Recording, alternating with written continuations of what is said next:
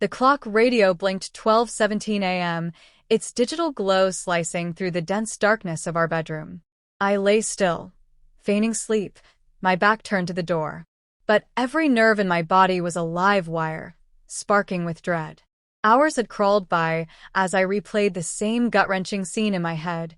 The moment her car pulled into the driveway, 10 minutes earlier than she had said she would return from her hospital shift. The mattress dipped beside me under her familiar weight.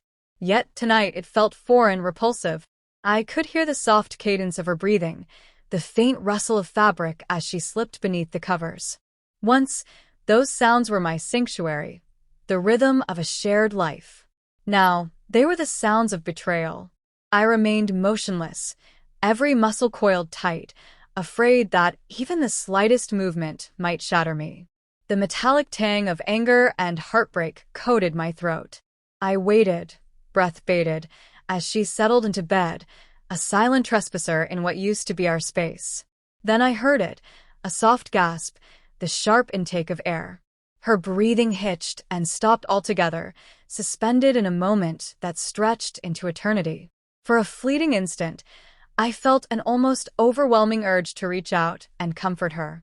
But then, I remembered the text messages, the ones I should never have seen, and that instinct was crushed by the cold wave of disgust. She had found the letter. I rolled over, forcing myself to meet her gaze. Moonlight streamed through the window, illuminating her pale, stricken face. Her trembling hands clutched the single sheet of paper like it might bite her. Her lips quivered as she read the words I had labored over, each one chosen with care, each laced with the agony she had inflicted on me. The letter wasn't about anger.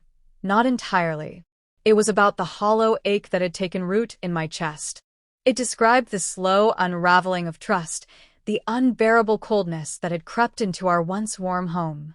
It spoke of a shattered future, one I could no longer see with her. And it ended with a sentence so simple, so devastating. I know about him, ally. Her wide eyes met mine, filled with terror. How? She whispered, her voice barely audible. Does it matter? I replied, my tone flat, emptied of emotion. I had imagined this confrontation countless times, picturing myself shouting, weeping, breaking. But here, in the raw light of reality, I was eerily calm. She didn't answer. She only stared at the letter, as though searching for answers it didn't hold. It doesn't matter now, I said quietly. I've known for weeks, ally. The late shifts that weren't, the whispered phone calls, the perfume that wasn't mine. It's over. Tears streamed silently down her face. Please, Steve, she begged, her voice cracking. Please don't. I made a mistake. A mistake? The word felt bitter on my tongue. No, ally. This wasn't a mistake. It was a choice, one you made again, and again. And now, you'll have to live with it. I swung my legs out of bed and stood, the weight of her betrayal pressing down on me like a physical force. The silence between us was suffocating, thick with unspoken words. She was no longer the woman I had loved, but a stranger who had gutted my heart. Where are you going? She asked, her voice small and trembling.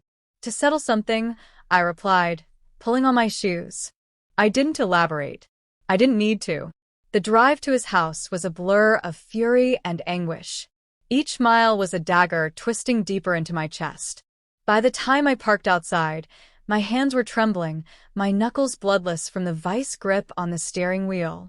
He answered the door wearing a smug grin that made my stomach churn.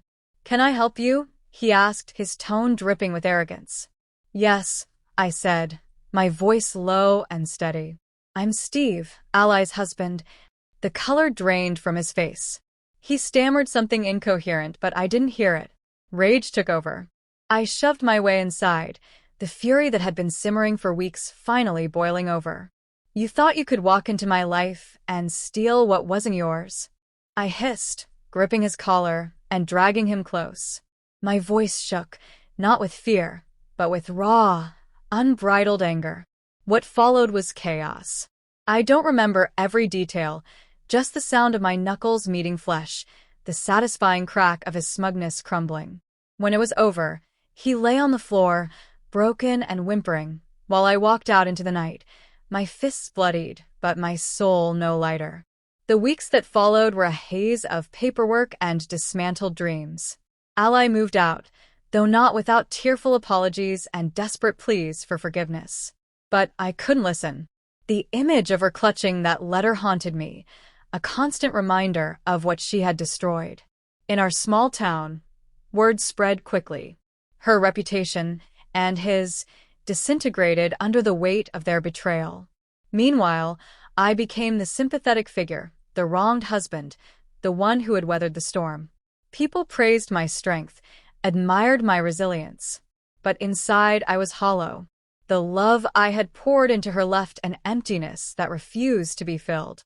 Even now, years later, the ghost of that pain lingers. Sometimes I wonder when we began to drift apart, when the light started to fade. But then, I remember the letter, the look on her face, and I know there are wounds that time cannot heal and betrayals that love cannot forgive.